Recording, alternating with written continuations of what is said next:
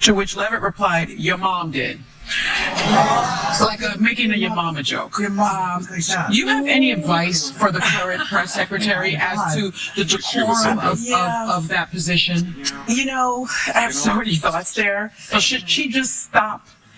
Look, I just feel like... Well, someone who can't find work is the same person who had your job about a year ago. We call her Binder. KJP, Corinne Jean-Pierre.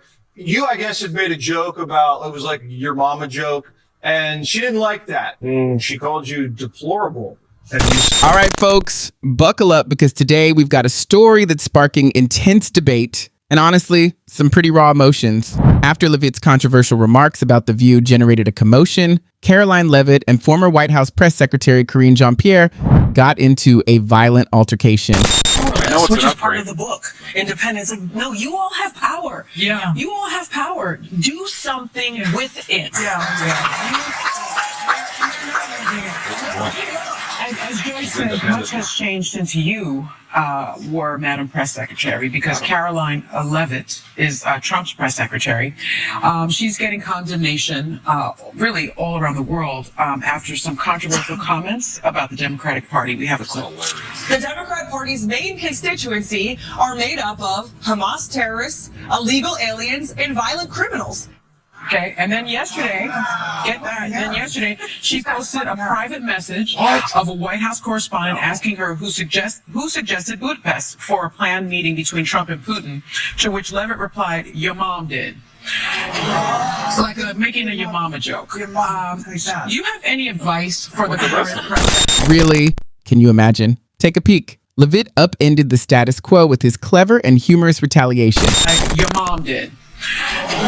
It's like making a your mama joke. Your mom. Do you have any advice for the current press secretary as to the decorum of that position? You know, I have so many thoughts there. I do want to say something to the first clip that you all just showed, which is hearing that it's deplorable. And I'm using that word on purpose. Yeah. Because they don't seem to understand, this is the Trump White House, that they don't work for just one man. Yeah. They work for the American people. Yeah. It is about coming together about a common good. The White House press secretary is not about doing online trolling. Right. It is not. It is an honor and a privilege. Online troll. It was a text message. To have that job and to speak on behalf of the most powerful person in the world.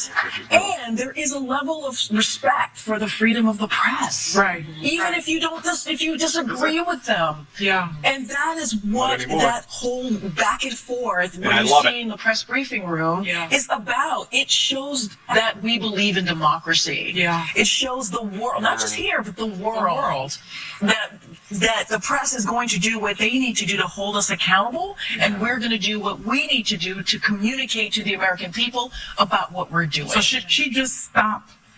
Look, I just feel like it is not appropriate to do online trolling and attack people in that way. It doesn't help with the partisanship that we're seeing right now. And also, that is not what the White House is supposed to be about. It's supposed to be about every American person, every voter, every citizen, everyone that lives in this country and participates. I think she should grow up.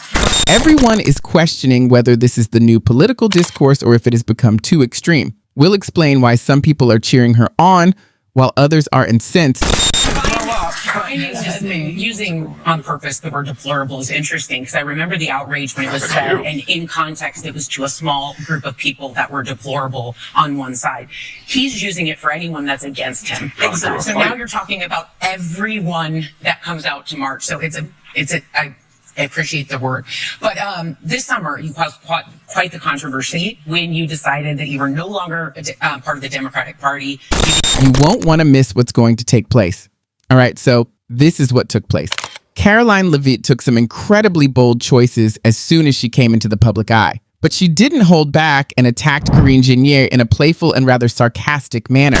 Because because nearly every single president who has lived in this beautiful White House behind me has made modernizations and renovations of their own. And in fact, presidents for decades in the modern time have quipped about how they wish they had a larger event space here at the White House that can hold hundreds more people than the current East Room and State dining rooms can. In fact, President Obama.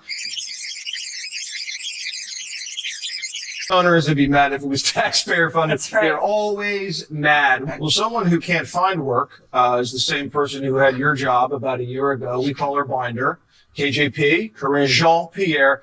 You, I guess, had made a joke about, it was like your mama joke, and she didn't like that. This is what she said. Roll it. It's deplorable. And I'm using that word on purpose. Yeah. Because they don't seem to understand, this is the Trump White House, that they don't work for just one man. Yeah. They work for the American people. The White House press secretary is not about doing online trolling. Right. It is not. It is an honor and a privilege to have that job. She called you deplorable, and you said... It's the kind of comeback that feels straight out of a schoolyard showdown.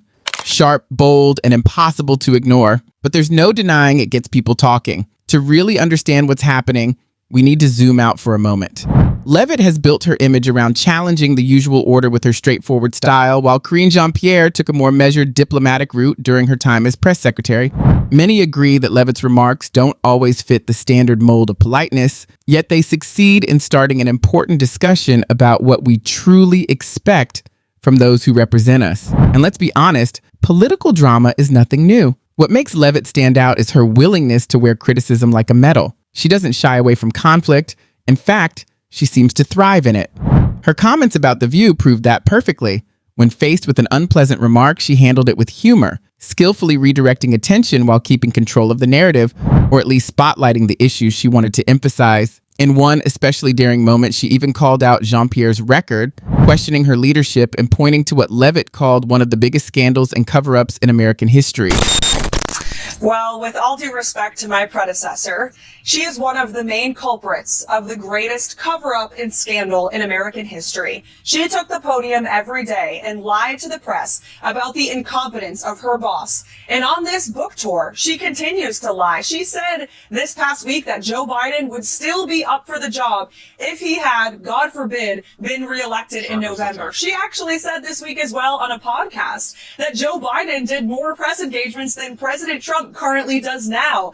Any person across the aisle can tell you that is a bald-faced lie. And I will just add, when you talk to the real journalists, not the ones who are actually activists that pose as journalists, but the people who actually care about truth, and there are some of those left in the White House press corps, I work with them every day, they will tell you the Trump White House is the most accessible and transparent White House ever. Not only does the president take questions from the press on a near daily basis, multiple times per day, as he did today, but we also provide truthful and accurate information about what this administration is doing and accomplishing. And it's a stark contrast to what they had over the past 4 years, where they were gaslit, where they were told Joe Biden was mentally stable and up for the job. That was a lie. Where they were told the administration was doing everything it could to secure the border. Also a lie. I'm very proud to work for the greatest president in history. I know Corinne unfortunately worked for the most incompetent president in history, so I guess she has a reason to be bitter, but being bitter will not sell you books, Jesse. Is Peter Doocy one of those good reporters? Are you sure? Look, Peter's a good guy. We have our tussles with Peter too. No mistakes there. All right. Thank you so much, Caroline. Good luck Thanks. with the big. She comes across as someone willing to voice the thoughts that others only quietly consider. It's a bold tactic, one that carries some risk, but in today's crowded media world, it might be the smartest way to stand out. Yet this conversation goes deeper than political showmanship. It raises a bigger question about what a press secretary should really be. Should they stick to perfect manners and polished diplomacy, even if that makes them seem distant? Or is there space for a little spark, creativity, and daring confidence? Leavitt's straightforward, sometimes gutsy tone appeals to people who are tired of the usual political routine. She's clearly betting that honesty, spiced with a touch of humor or boldness, is what people crave most. Judging by the reactions, she might be onto something. We'd love to hear your thoughts. Do you see Leavitt's approach as refreshing and genuine, or does it cross a line? Could this signal a new era where plain talk matters more than carefully crafted speeches?